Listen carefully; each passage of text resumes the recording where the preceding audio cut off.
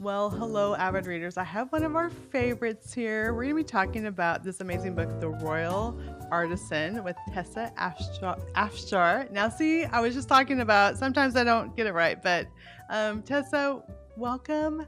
Thank you for being here. Why don't you start by telling us a little bit about yourself? Thank you, Trisha. It's always fun to be with you. And I know that last name of mine, it's very I know, simple. It's just what you see, but it is a tongue twister sometimes. but you say Or, it so pretty. So, oh, like, yeah, I love the way, yeah. yeah. Well, I'm Tessa Afshar, and Yeah, it's Afshar.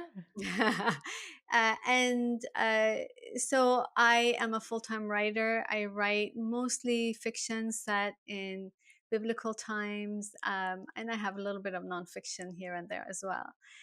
So I was born in the Middle East. I Mm, was born in Persia, where Queen Esther reigned as a queen, and so that's one of the reasons I wanted to write these stories that are set in that particular time period, like the Persian period of the Bible. yes. So I do have a whole series in that era, and my husband and I live in beautiful New England, where I grow my very sad little garden. Oh. But you have beautiful trees this time, especially this time of year, Yeah, I'm we sure. do. We do. It's still gorgeous. This year we didn't have a whole lot of rain beforehand, and so our trees, they don't have the spectacular colors, but as far as I am concerned, they're still pretty gorgeous. I love that. Well, I know you write beautiful biblical fiction. I would just like to start for those who may not be familiar, maybe they've just discovering you, just why biblical fiction is so important for you. Well, when I first started writing, like the first novel that I wrote that went on to be published was based on the life of Rahab, and it's because I Hmm. had read that story and I had become really like uh, absorbed in a God who would choose basically a prostitute to Yes. be in the lineage of his son, and there's so many fascinating things about that story. So I thought I was going to write that story, and then I was going to go write stories that are more like Jane Austen-esque, because I was really into Jane Austen and still am. And so that book went on to be published, and it like the readers really liked it. So the publisher said, "Okay, Tessa, what's next?" And I said, "Oh, I have this Jane Austen idea," and they're like, They're "What? No, known. no, you can't change lanes in the middle. You're like, this is what you're writing." And so I was like, "Wait, what? Jesus, you never told me that. Like, you didn't tell me I have to stay in my lane." And so he bamboozled me a little bit. But later on, what I have realized is he has asked me to be truly myself. So all the elements that I Hmm. love in terms of writing, in terms of reading, which is, I love a good romance. I love a happy ending. I love obviously clean books, and I love a little bit of mystery sometimes. I love, all of that. And God opened the doors for me to write all of that, but set in biblical times and having biblical characters, most of the time as support characters, every once in a while as a main character. And essentially, what I realized was for so long, he had been preparing me to write Hmm. fiction set in biblical times because I'd been to 3 years of school, and I kind of knew I had learned enough of like biblical studies and the original languages, and I'm by no means an expert, but I'd learned enough to have sort of an inroad already prepared for me. And I was like, so that's what you wanted me to do all my life, and I'm just a late bloomer. Yeah, but, when you mentioned Jane Austen, I mean, I think but you write very poetically, and I see some of the sweet characters. I don't know, I can still see some connection there, once Oh, you said that. oh, thank you. I mean, what I try to do is I do like pretty language, but I also love Mhm. humor. So I try to Yes. stick a lot of humor in there. And the reality is, life is also sometimes sad. So there are some sad situations, Mhm. but there's enough sorrow in the world. I like happy endings. So most of my books have a lot of like humor and definitely happy ending for all of them. But basically, even though you go through those tragic incidents and those tragic moments, I try to lift the reader a little bit. And by the end of it, the thing that I'm after, hopefully, is that my readers come away from the story, not just entertained, not just sort of feeling like, oh, I left my troubles behind and entered some Mhm. other story and world, but that when they close that book, they feel like they're a little closer to God, Yes. and they're a little closer to the person they want to be, and they feel a little heard. They feel like, I felt like this, and someone put words to my feelings, you know? I love that. Now, this is the second series. So the first it's all the Queen Esther's Court series. The first was the Queen's Cook. So this is the Royal Artisan. It's about uh, someone who does pottery. Is it how do you say? Is it a A potterist? No, potter. it's not a Yeah, potterist. I'm just a potter. Just a potter. yes. And well, I will say when I opened it to start reading, and it talks about what was going on with other people. Again, we read the Bible and we're so focused on Queen Esther and everything that's happening there. There were a lot of Jews that were impacted in many ways, and a lot of Jews probably hiding who they were because of all that was happening with the political reasons. So again, I love it's like, oh, you get to discover kind of other layers of what was happening in the time through other characters. So talk about your main character and her story and why this was a novel you wanted to write. Sure, I'd be delighted to. So, and as you mentioned, this is a three-book series. Like, it's a Mhm. true series because it kind of follows the same world and the main character, who's like the main support character, is Esther. But Esther is not like, basically we do hear her story through the three novels, but the main characters are fictional, and Yes. they're women who become Esther's friends. And I wanted to pick women who were interesting, who had some interesting jobs. So in the first one, she's a queen. And the first one tells the story that we're most familiar with. So Mhm. in the story of, between her story and the story of Esther, because we hear from Esther through these like first person Esther's secret Yes. scrolls. They're secret, meaning I made them up. Please don't think that they really exist. Um, and so we do hear from her, but we cover the story of Purim as we read it in the novel. In this second book, the main character is a potter, and she lives in Susa. She's basically um, quite well known for her pottery, Mm. but she is known as Sazana, and nobody knows except her guardian that her real name is Shoshana, because like Esther, she's a Yes. Jewess, because the person who owns the pottery shop is Haman, and we all know how much Haman loved the Jewish people. So so she has her reasons for that. And in this second book, what I cover is, now some of the listeners may not remember all the details, like I don't remember details sometimes, but I may not remember that when this happened, when Haman came out with his plot, and he basically convinced and bamboozled the king into Mhm. putting this into law, that all the Jews were going to be killed. They didn't say, okay, as soon as I make this announcement, everybody now go start killing Jews. No, they appointed a certain day. And that day was 11 months into the future. Which is amazing that they would roll those dice and find that day and yes. Yeah.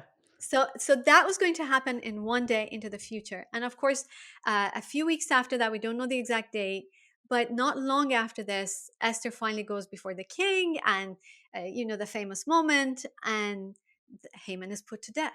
Lo and behold, Haman is put to death. But we still have a few months left until that Mhm. appointed death a day, and the king could not undo a law, which is what happened. So he couldn't say, "Oops, just kidding, let's roll back. This is not going to happen." So what he did was he gave a second proclamation, and this time he said the Jews can defend themselves as fully. Mhm. And so he made the ground even.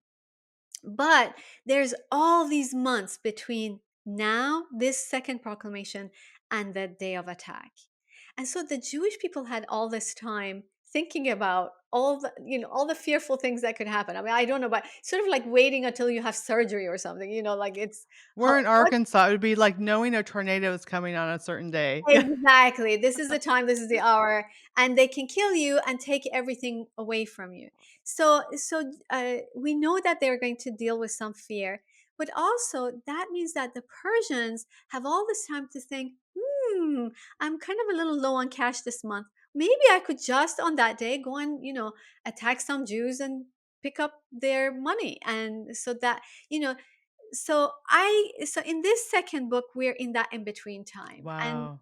Esther has to come up. She's already done the hard work. We know from the first book what she has done, how she's come, and in this book as well there's some overlap, how she's come before the king, how she's had to be brave beyond what's natural and come before the king and ask for this basically huge favor. So she has done the work, but there's all these months where Hmm. that work could be not unraveled but weakened by the time. And so she comes up with another idea of how to strengthen the work that she's already done. So how to strengthen the Jews in their faith, and how to get the Persians to remember that the Persians and the Jews are not enemies but they're friends, and to convince fewer people to attack on that appointed day. So obviously Sazana, our main character, is a main part of bringing that vision of Esther into reality. Uh, Along this whole process, there's going to be a murder, sadly, Mm. and then there's going to also be an old object that is lost and they have to find. So there's going to be a little bit of mystery, a little bit of Wow. excitement, and then a lot of it's this is a second chance at love story, because the man that Esther sends to Sazana to help her and protect her is uh, unbeknownst to Esther, the man who broke his betrothal to Sazana 5 years earlier. So we have to find out why that happened, and can anything be done about it? Hmm. Okay, so we have romance, we have mystery, searching for things, we have danger, murder, all the things, and it's in biblical fiction, which is also I feel biblical fiction. I feel like I'm just learning about culture and the way things were, and I think that's so fascinating. In this book, it's pottery, and so this is I've been waiting to dig into this because pottery is such a beautiful metaphor. There's the molding, the refining, the firing. I mean, we talk about I'm the potter, you are the clay. There's so much. So talk about pottery in this book and your research and how that ties into the story. Thank you for asking that question, because I love talking about it. And the reality is, when I started the book, I knew very little about pottery, almost nothing. And I realized that I cannot write a good story unless I've tried it. So, hubby and I went and took a private class. And our teacher knew about some ancient pottery techniques, and so he Mm. taught us. He talked us through. He taught us, and at the very end, I didn't come away. I made a few things. I think you can see one of them here. Oh, that's what I was going to ask you. Is there anything we could see? Yes, yes. I can fetch it for you. This one and this Oh, look at that. one. So this is Oh, little mud wow. vase that I made, That is so cute. and I love um, it. this one is a little bowl Uh that I huh. made. Oh, But you can wow. see that when I went the next time to put in the glaze, like, I'm not very good at the glaze, but I'm pretending that this is ancient pottery and It is. It that the looks glaze is amazing. imperfect. Yeah. So, but obviously, I did not become like this amazing potter overnight, and but I could tell, I could write it with some level of honesty. I could tell you what hurts after 3 hours of sitting at the Mm. wheel, and I could come up with some metaphors. uh, After the book was finished, I came up with a lot more, and I was like, "Why didn't I think of that?" But at the time, I put in a whole bunch of metaphors, and the other aspect of the pottery is, I think, basically the fatherhood of God, because the most Mhm. famous verse is in Isaiah, and he said, God, God, you are now our father, you are our father, you are the potter, we are the clay. And so that his fatherhood is compared basically to the work of a potter. And this novel, all three main ish characters, like the two main characters and Esther, they all have what I call, um, they need to be fathered. Their souls need to be Mm. fathered. And so this is what the story is about, is in those areas, because I think a lot of us, there are aspects of our hearts, even if we've never been orphaned, we may still have an orphaned heart in an area of our lives where we feel like it's up to me, like it's all up to me. I have to carry the weight. I have to fix it. I have to make it happen. It's as if God isn't my father, and God isn't there to protect me, to shield me, to provide for me. God isn't there for his love to make a bridge for me. It's all up to me, and I have to be perfect, and I have to make do. Like, that's an orphan Hmm. attitude. A little orphan who's never had a father, who's learned it's all up to me. And they all have to learn in different areas of their lives. Actually, I'm not an orphan, I'm fathered. And I hope that my Wow. readers will also remember that. Oh, that's so touching. I didn't know my biological father growing up, and my stepfather was very distant. So that's already just this conversation is just speaking to my heart. I cannot wait to dig into the novel more and get those messages because it is, I think all of us, especially in the United States, we fight independence. We want to do everything our own way by ourselves. But anytime we get into a situation, hard situations, which obviously these characters are in very difficult situations, we're trying to figure out what we can do, how we can solve the problems, how we can fix things. So I cannot wait to dig in more. I just barely started, but dig in more and discover these messages because I think it's so important. The identity, and you talk about restoration and that turning to God our Father. That's just amazing. Now also know that we have Susanna. Is that how you say it, Susanna? And then how do you pronounce it? Jaden or Jaden? Okay, yeah. So talk a little bit about him. This is the second chance romance. All of a sudden he's showing up. I would just love to hear more about his character. Thank you so much. By the way, thank you for the encouragement with that thread in the story. That means a Mm, lot to me. Jaden, honestly, I don't know if in Hebrew it's Jadan, but I'm writing for a lot of English speakers, yes. and of course, these books also get translated. So, whatever in your language, however you want to pronounce it, be my guest. So, Jaden is. He actually is basically in charge of Queen Esther's security. And so he works for her. And uh, 5 years earlier, he met Sazana. They're both Jewish, and they fell in love.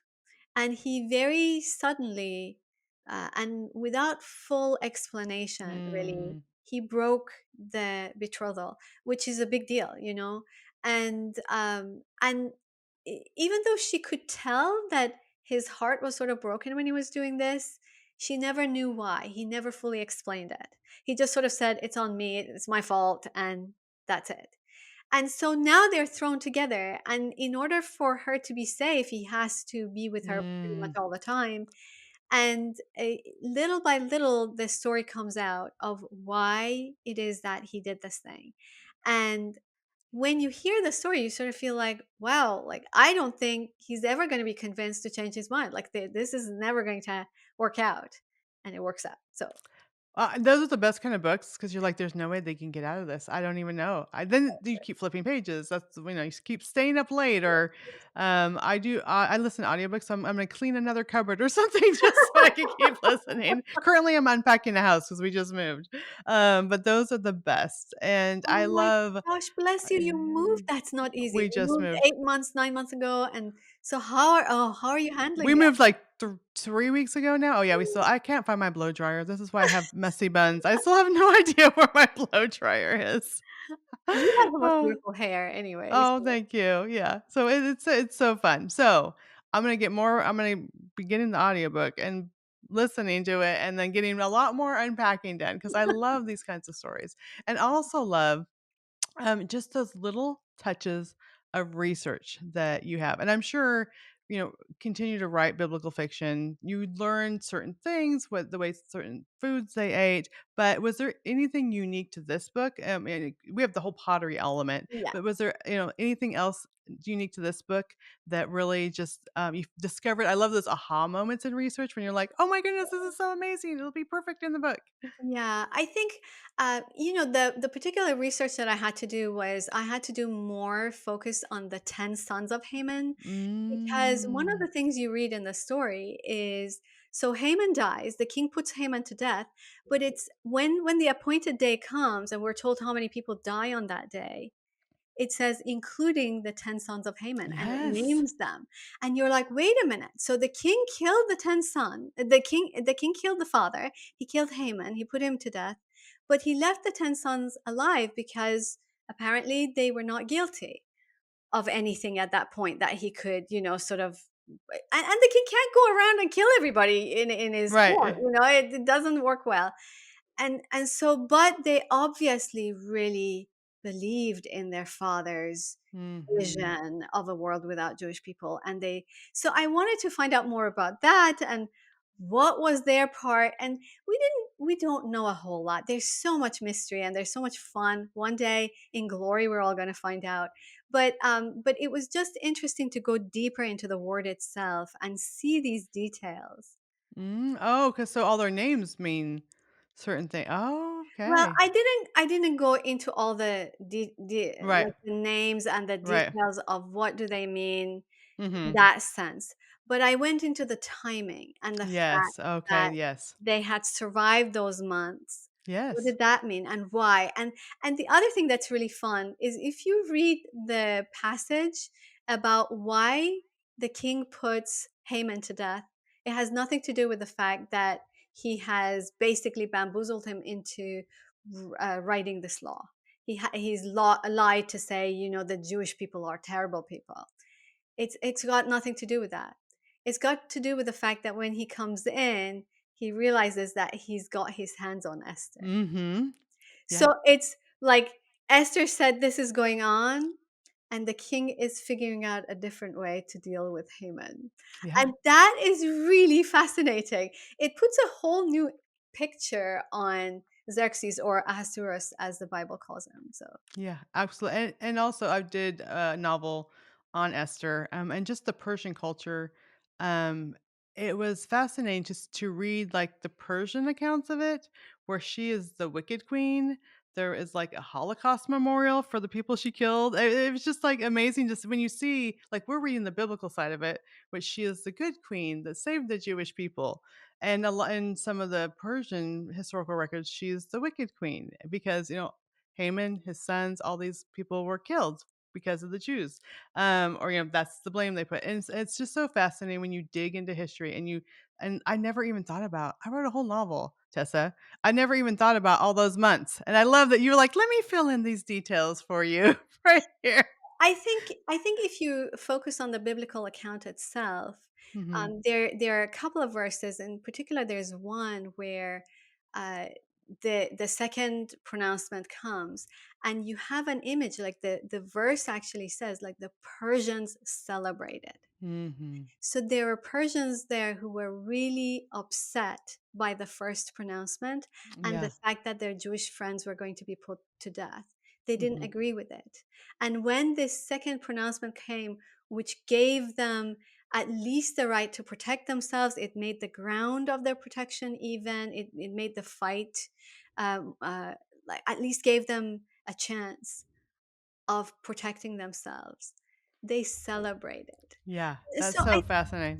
I Yeah. think I'm not sure like the dates of the things the Holocaust that you're talking about that Oh, you're this was later. This is later. This is much later. when you are rewriting history, all the things that people will Exactly. write about it. Yes, yeah. Yeah, exactly. Whereas I was trying to focus on that very time Mhm. period, Mhm. which is much more fascinating for me because this is a time period that I'm all into. And again, when you go into the Word of God, there are all these tiny things that tip sort of a Yes. little bit of a glimpse for those of us who are now living and want to know, well, what happened? Yeah, that is so cool. Okay. So, was there a particular moment in, Susanna's journey that surprised you as you wrote? I know sometimes, like, we even plot and we think we know where we're going, then all of a sudden we're like, "Wait, where did that come from?" Yes, yeah. Yes, that did happen for this book. It doesn't always happen, but that did happen.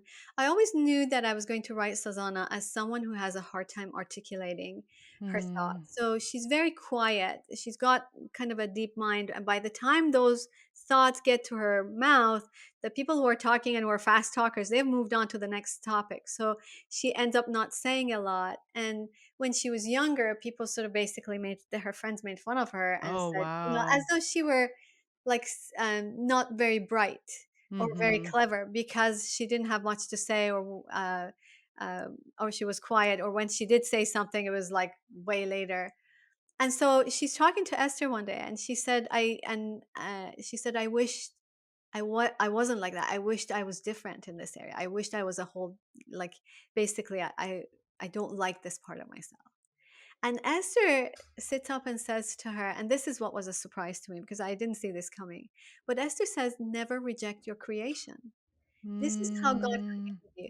And I think, I'm not talking about sin, obviously. Like, there are aspects of us that's the sin nature and it's got to go. But there are aspects of us that's part of our creation, and many of us don't like. We don't like the fact that we're made a certain way, whether it's physically or emotionally. And it's part of our creation, and we've rejected it. And Esther gives this beautiful sort of reason why we should never reject the way God has made us. And and I remember at the time I got a little bit teary eyed. I was gonna say, did you cry? Because I would have been crying. Because when you have those moments when you realize it's like God is speaking to you, you know what I mean? I'm glad that people out there are enjoying this novel, but I needed this message. I needed this, and people are like, that's why I like to ask that question because yes, we get surprised all the time because it's the inspiration of the Holy Spirit that is guiding our thoughts. Like we are praying and we're asking Him to help us, and when those moments come, I know I would have been crying, Tessa. Yeah, yeah, I was crying. I absolutely, and I think you're probably like, you must be an intuitive writer because you're Mhm. receiving this. It does, as I said, it doesn't always happen to me where I come to this place where I'm like literally teary eyed because I was like, seriously, like that is such a deep truth, Yeah, I and know. because That's I so think, good. yeah, I think so many people reject parts of ourselves, Mhm. and it is really basically a sin because we are rejecting the creation of God. And what Esther says is, how do you know if I were to take this from you, if I were to change this part of you, how do you know that the whole doesn't become shifted and changed in a way that you're no longer Mm. you, you're no longer the you that God wanted to create? Obviously, these are not the exact words I use because I don't Yes, remember yes. exact words, but this is the sense of it. Yeah. Oh, I love it. Well, I am so excited. So again, the book is The Royal Artisan. Tessa, I could talk all day about this, but I'm gonna instead make sure I get the audiobook so I can listen to it. This is so amazing. Where can readers go to find out more about you, to get this book, the other book in the series, and all your other books? The best place is if you go to my website, because I don't know about you, but obviously, you have socials and all of that, but Mhm.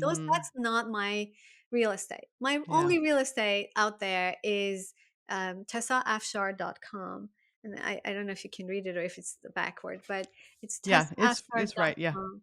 And so just go there, and I have lots of giveaways if you want like some biblical recipes. I have some of that. I have lots of little gifts that you can get. And if you sign up for my newsletter, then you will receive about once a month a free devotional, prayers, book Oh, news, nice. things like that. So yeah, we try to take care of our readers. We really do. I love that. Well, Tessa, thank you so much for being here today. Thank you. It's always a pleasure being with you, and thank you so much for your encouragement. Oh, I enjoyed it. I always love talking to you. You too.